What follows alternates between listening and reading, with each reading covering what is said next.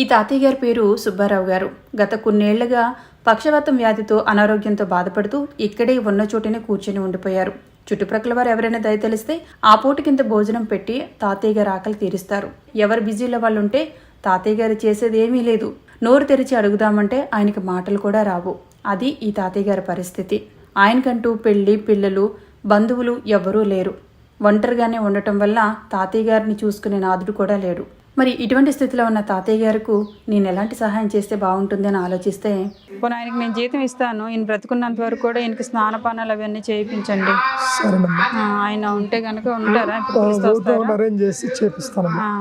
చేయించి రోజు నాకు ఫొటోస్ తీసి పెట్టండి. ఇదంతా కొంచెం క్లీన్ చేసేసి ఆయనకి నేను జీతం ఇస్తాను ఈయన ఉన్నంత వరకు కూడా. సరే, భోజనం అయితే వాళ్ళే పెట్టి, వాళ్ళు ఉన్నారు బంధువులు ఎవరైనా ఉన్నారు? రోజుకి ఒకరు తీసుకొస్తాం. అరే, మరి ఇప్పుడు మనం సరుకులు ఇచ్చామనుకో ఎవరికి ఇస్తారు? అవి తీసుకెళ్ళి వాళ్ళు వీళ్ళకి ఇస్తారు, పంపిస్తా వాళ్ళకి ఇస్తాడు. సరే, ప్రెసిడెంట్ గారే కాబట్టి మీకు ఈ బాధ్యత మీరు తీసుకోండి. ఇది వాళ్ళకి అప్పచెప్పడం, తర్వాత ఈయనకి రోజు స్నానం, బట్టలు ఇవన్నీ కూడా చేయించే వాళ్ళు ఎవరైనా ఉంటే ఆయనకి జీతం కూడా ఇచ్చి మనం మాట్లాడద్దాం. మాట్లాడండి, నేను ఇస్తాను. సరే, ఇప్పుడైతే సరుకులు ఇప్పిస్తాను, తీసుకురండి.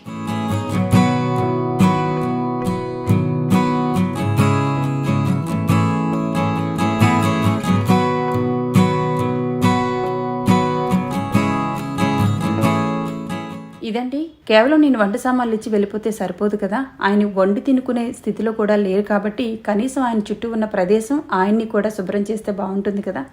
అలా అయిన మానసిక ఆనందం ఆయనకి కలుగుతుంది. ఇంతకన్నా ఈ తాతయ్య గారికి నేనేం చేయగలను చెప్పండి? దీనికి స్నానానికి వాటికి సోపులు ఉండాలి కదా, అందుకని ఇంకేం కావాలో అవి తీసి పక్కన పెట్టేస్తున్నాను.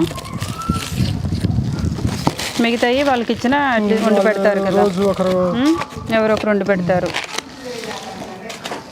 ఇవన్నీ మీకు భోజనం పెడుతున్నారు కదా, వాళ్ళకి అందించండి. మీకు కావాల్సినవన్నీ నేను పక్కన పెట్టాను, సరేనా?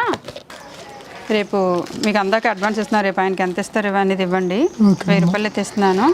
అది కంటిన్యూ చేస్తున్నట్టయితే కనుక రేపటి నుంచి మనకు కౌంట్ అవుతుందని చెప్పండి, సరేనా? రేపు అంతా క్లీనింగ్ మొత్తం అంతా పనికిరానివి ఏమైనా ఉంటే పడేయండి. మరి నేను చేసే ఈ చిరు ప్రయత్నం మీకు నచ్చిందని అనుకుంటున్నాను.